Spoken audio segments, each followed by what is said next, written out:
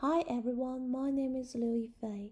Today I invite you to revisit a pivotal, turbulent, yet transformative chapter in art history. My topic is ideology and legacy, how the Cultural Revolution shaped modern Chinese dance education. When we speak of the Cultural Revolution, we often focus on the political chaos. But for artists, it was not just chaos, it was a new order. Today, I want to explore how the decade of the intense politicization didn't just interrupt dance education, it completely reshaped it, leaving a legacy that still influences how we train dancers today.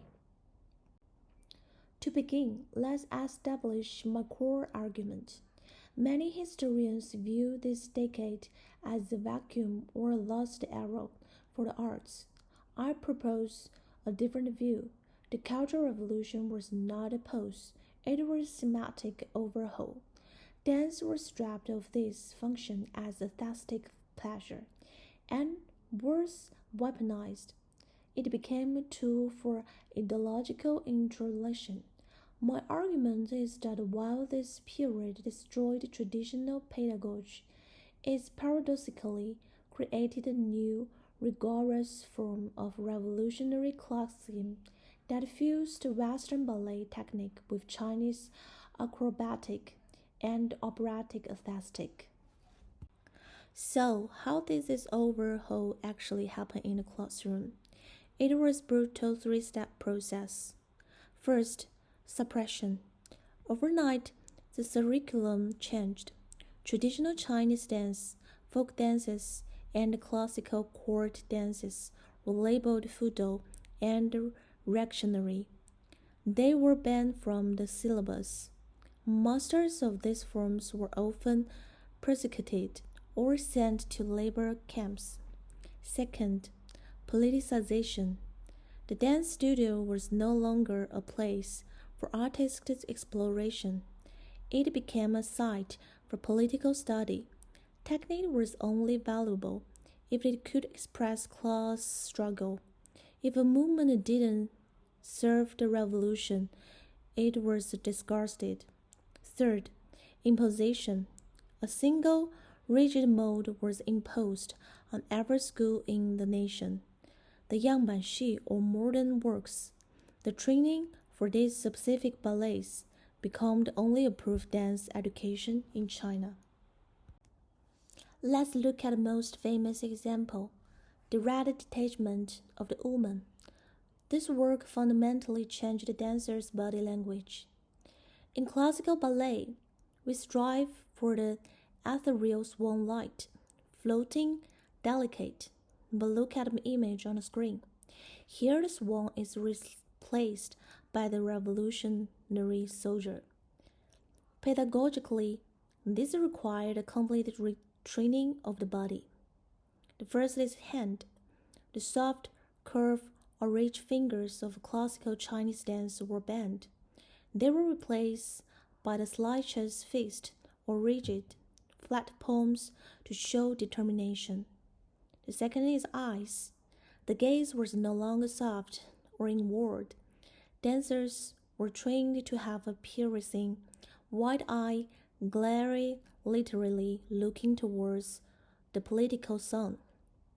Finally is the feet. The pointed toe was no longer used to float away from reality. It was used to dig into the ground, symbolizing a connection to the earth and the proletariat. This brings us to the most interesting part of my research, the paradox. One might assume that strict ideological control would still fail all creativity. However, the pressure of the great perfect propaganda forced unexpected innovations. First, interdisciplinary fusion. To make ballet understandable to the Chinese masses, educators were forced to merge with the Peking opera and cinema. Dancers couldn't just dance, they had to act. they had to understand narrative pacing, and they had to incorporate acrobatic martial arts, wushu, into ballet. Second, the rise of the total performer. This era produced a generation of dancers with incredible physical discipline and theatrical presence. They were trained to project emotion to the back row of the stadium. This specific skill set the ability to blend high technically with the intense dramatic expression became a hallmark of Chinese dances that persisted long after revolution ended. When the Cultural Revolution ended in 1976, the dance world woke up from this fever dream, but the legacy remained. We can see three distinct waves in the aftermath. The revival. First, there was a desperate rush to reclaim what was lost. The bandmaster returned, and there was a massive effort to document and restore folk dance traditions before they vanish forever. The reflection. This is crucial. The trauma of the era forced artists to ask, what is dance for if not for the politics?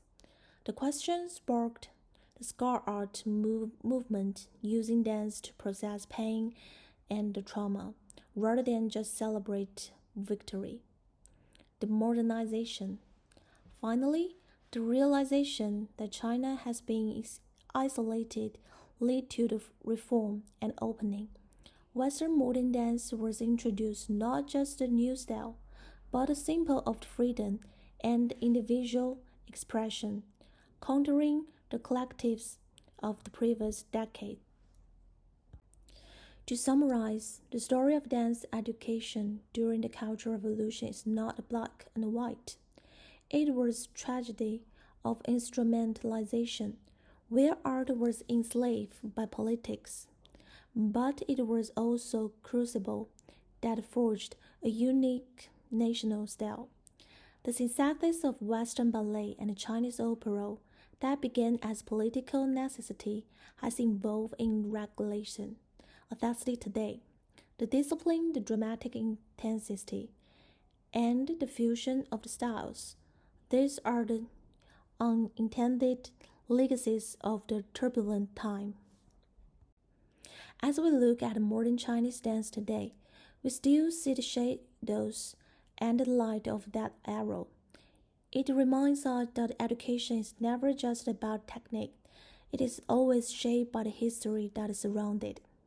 Thank you very much for your time. If you have any question, just email me.